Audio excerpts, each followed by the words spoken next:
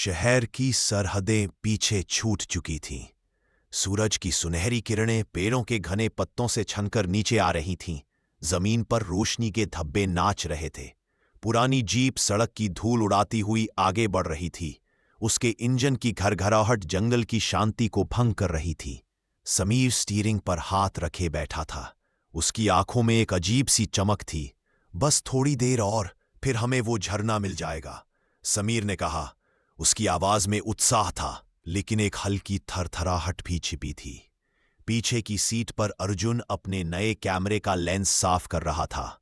मुझे तो अभी से कुछ अजीब लग रहा है। ये जंगल इतना शांत क्यों है? उसकी भावें सिकुड़ी थीं, जैसे वो हवा में कुछ सूंघने की कोशिश कर रहा हो। अरे तुम हमेशा कुछ न कुछ सोचते रहते हो, प्रिया ने हंसते हुए कहा। उसका हाथ अर्जुन के कंधे पर पड़ा। ये जंगल है, कोई डिस्को नहीं, शांत ही रहेगा। उसके होठों पर मुस्कान थी, लेकिन उसकी आंखें बार बार घने पेड़ों की ओर घूम रही थीं, जैसे कोई उसे देख रहा हो। जीप एक टूटे फूटे रास्ते पर मुड़ी, जहां पेड़ों की शाखाएं लगभग सड़क को छू रही थी। हवा में मिट्टी और गीली पत्तियों की गंध तैर रही थी। अचानक इंजन खांसने लगा, एक बार, दो बार, फिर पूरी तरह से शांत हो गया। नहीं, यह भी नहीं हो सकता। समीर ने स्टीयरिंग पर हाथ मारा। उसकी आवाज में निराशा थी। लगता है हमारी किस्मत खराब है। अर्जुन ने सिर हिलाया।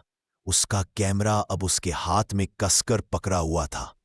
प्रिया ने दरवाजा खोला और बाहर झांका। ठीक है, हम पैदल चलेंगे।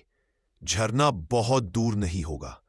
उसकी आवाज में एक बनावटी बहादुरी थी, जो उसकी आंखों की घबराहट को छुपा नहीं पा रही थी। वे तीनों जीप से उतरे। जंगल की खामोशी अब और गहरी लग रही थी। सिर्फ उनकी सांसों की आवाजें और पत्तों के नीचे कुचलने की हल्की सरसराहट सुनाई दे रही थी। जैसे ही वे आगे बढ़े, एक अजीब सी महक हवा में घुल गई।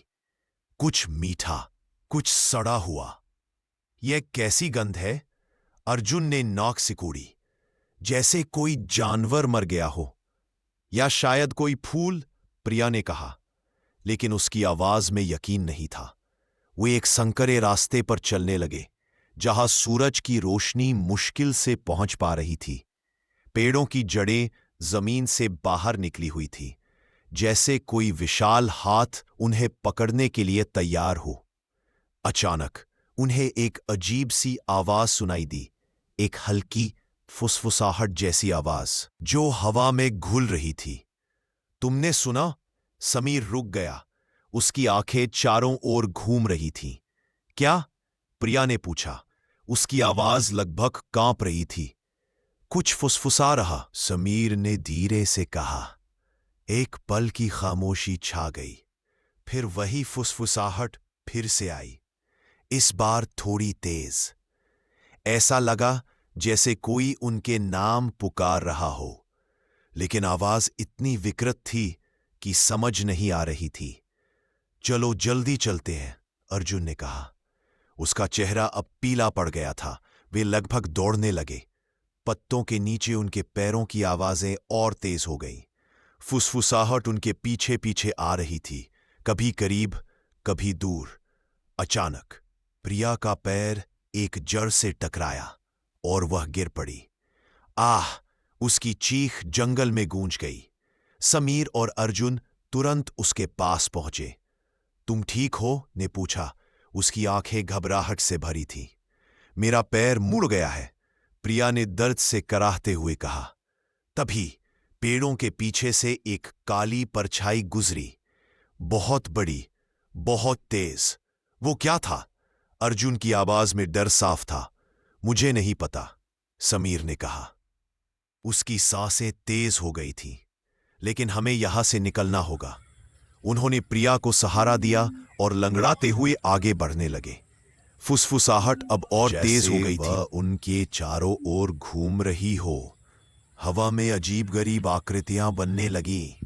पत्तों के बीच से आंखें झांक रही थीं। मुझे लगता है कोई हमें देख रहा है, प्रिया ने कांपते हुए कहा। मुझे भी, अर्जुन ने जवाब दिया। उसका कैमरा अब किसी काम का नहीं लग रहा था। उन्होंने देखा पैरों के तनों पर अजीब गरीब निशान खुदे हुए थे, घुमावदार रेखाएं, डरावनी आंखें, जैसे किसी ने उन्हें बहुत पहले से चेतावनी देने की कोशिश की हो। यह कोई सामान्य जंगल नहीं है, समीर ने फुसफुसाया। अचानक फुसफुसाहट एक भयानक हंसी में बदल गई। हंसी इतनी जोर से थी कि उनके कान सुन्न हो गए। पेड़ों की शाखाएं हिलने लगी, जैसे कोई अदृश्य शक्ति उन्हें झकझोर रही हो। जमीन कांपने लगी। भागो, समीर चिल्लाया। वे तीनों अपनी बची हुई शक्ति से भागे। प्रिया दर्द के बावजूद तेजी से भाग रही थी। हंसी उनके पीछे आ रही थी, उनके दिमाग को छेदती हुई। उन्होंने दूर एक हल्की सी रोशनी देखी, शायद सड़क की। वे दौड़ते रहे जब तक कि उनके फेफड़े जलने न लगे। जीप जहां खड़ी थी वो जगह अब भी बहुत दूर लग रही थी। हंसी अब उनके ठीक पीछे थी और वे हवा में एक ठंडी सांस लेने वाली मौजूदगी महसूस कर सकते थे। हम नहीं बचेंगे, प्रिया रो पड़ी। नहीं, हम हार नहीं मानेंगे, समीर ने कहा। उसकी आवाज में एक नई दृढ़ता थी। जैसे ही वे जीप के पास पहुंचे, हंसी अपने चरम पर थी। उन्होंने देखा जीप के ऊपर एक विशाल काली आकृति खड़ी थी। उसकी आंखें लाल अंगारों की तरह चमक रही थी। उसके शरीर से सड़ी हुई पत्तियों और मिट्टी की गंध आ रही थी। ये क्या है? अर्जुन ने लगभग बेहोश होते हुए कहा। समीर ने अपनी जेब से चाबियां निकाली। उसके हाथ बुरी तरह कांप रहे थे।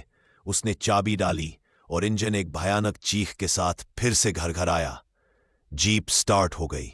उन्होंने बिना एक पल गंवाए अंदर छलांग लगाई। समीर ने एक्सीलरेटर पर पैर रखा और जीप धूल उड़ाती हुई वापस उसी रास्ते पर भागी जिस पर वे आए थे। काली आकृति उनके पीछे दौड़ी। उसकी चीखें जंगल में गूंज रही थी। वे पीछे मुड़कर नहीं देखे। जीप सड़क पर आ गई और शहर की पहली रोशनी उनकी आंखों में पड़ी। हंसी धीरे धीरे फीकी पड़ गई और जंगल की काली छायाएं पीछे छूट गईं। जब वे शहर पहुंचे तो तीनों कांप रहे थे। उनके कपड़े फटे हुए थे और उनके चेहरे पर डर साफ झलक रहा था। उन्होंने कभी जंगल में वापस न जाने की कसम खाई। वह रात उनके सपनों में हमेशा के लिए कैद हो गई। एक भयानक याद दिलाती रही कि कुछ जंगल सिर्फ घूमने के लिए नहीं होते, बल्कि उनमें कुछ ऐसा भी होता है जो इंसानी समझ से परे होता है। उस दिन के बाद वे कभी एक साथ जंगल की बात नहीं करते थे, लेकिन जब भी उनकी आंखें मिलतीं, एक अनकहा डर उनके बीच तैर जाता।